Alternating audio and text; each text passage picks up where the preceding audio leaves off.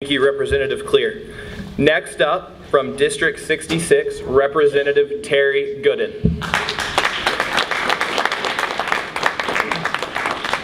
Thank you very much. Appreciate the opportunity to be here, and how about giving this young man a round of applause. He's doing a great job up here moderating.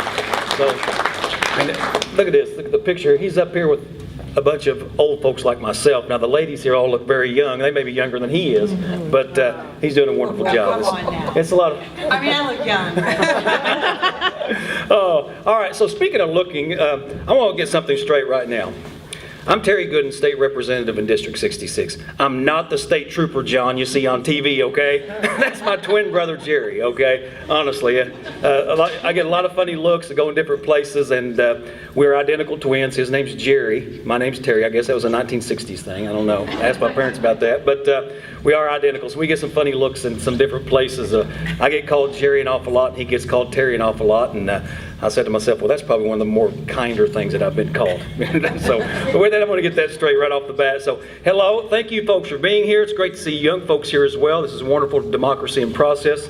This is what it's all about. Wish we could get more participation, but we'll work on that. And that's what Barb and the women are trying to get accomplished. So, we'll work to do that. So, thank you, folks, for being here. I know you thanked all of us folks for sitting here and being here, but thank you, folks, for being here to want to know what's going on, because we live in southern Indiana, and unfortunately a lot of times the folks in southern Indiana don't know what's going on in Indianapolis because we get the Louisville news. As a matter of fact, I'm a school superintendent in my other life, and so I was walking through the halls the other day at Crothersville Elementary School, and one of the fifth graders asked me if I've ever met Governor Bevan. So no, I haven't. Don't know that I want to, but yeah, no, I have met Governor Bevan, and it's the reason we say that is it's important for us to get the information back here to southern Indiana, because we hear all kinds of stuff about Louisville. We're in the Louisville TV and media market, so that's what we hear about is Kentucky and Louisville. So a lot of times kids get confused and folks get confused about what's going on. It's tough to keep up. So with that, we're in the transition, as Ed said, in the legislature. The House bills have gone to the Senate bills have gone to the House. There's reconciliation. I think this is one of the years where there's fewer bills this time around, though, than has what's been done in the past. I think there's around a total of 400 bills that are still alive in both chambers, and that's significantly lower than what we've had in the past. It's usually been 600 or 700 bills. So as we work through that process, maybe that'll make the debate a little more meatier in some of these other bills that we're working through. As Ed said, some of the bigger topics, the hate crime legislation, that seems to be gathering all the headlines. Also, what's gathering headlines is the teacher pay bill. We've been seeing that, and thank you, Barb. And here's the situation, too. As a school superintendent, I'll tell you, teachers deserve a pay raise. There's no doubt about it. Public service deserve a pay raise. So, and as I walk through a school building, teachers do a wonderful job. And, bar none, a great education is the largest rung on the socioeconomic ladder, folks.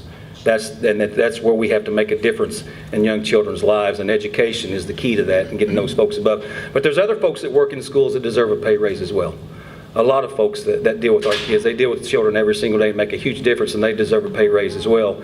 And as we work through the process of trying to figure about pay raises, let's keep everyone in mind as we move the state of Indiana forward. And it's an issue, and there's a lot of hocus pocus going on right now. They're behind curtain number one or under this shell. Here's money for this or that.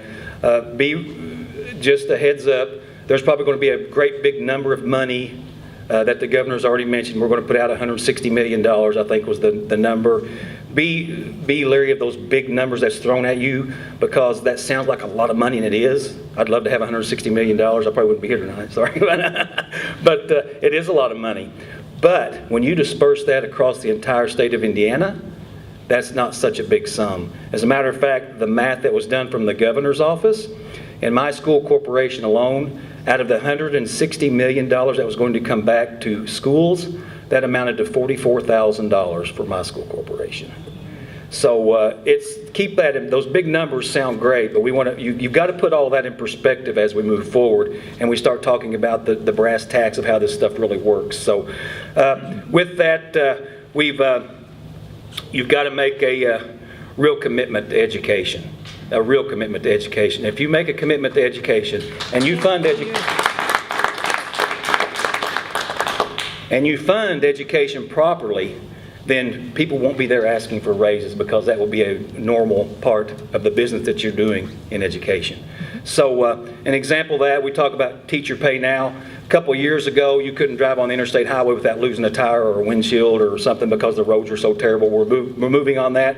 All of a sudden, we became a state that in order to get anything done, it has to become a crisis.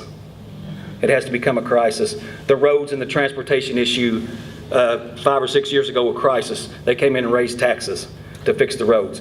Now this year, a true crisis is DCS.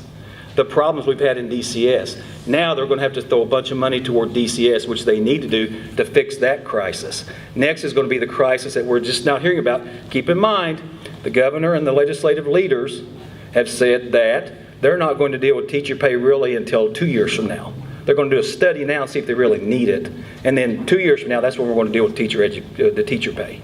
So we've got to set up a scenario where we've got to create a crisis, and then this crisis will be fixed. The super folks will come in and fix the crisis and make it look like everything's going well again. So as we move through that, you can't always play catch up. At some point, you've got to make a commitment to move your state forward. And that commitment has to be done in public policy.